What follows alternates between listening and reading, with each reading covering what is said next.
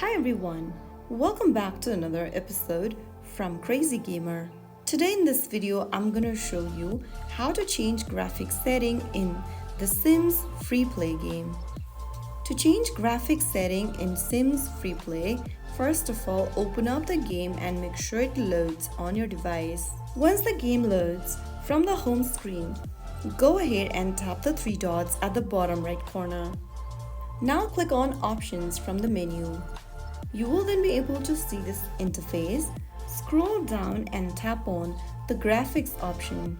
Tap the arrow right next to Graphics in order to select the Classic or Enhanced option. After making your selection, you can get back and resume the game. And that's how you will be able to change your graphics setting on The Sims FreePlay. Adjusting the graphics settings help tailor The Sims FreePlay to your device and style. If you found the video helpful, don't forget to like, share and subscribe. I will see you in the next episode. Thank you for watching.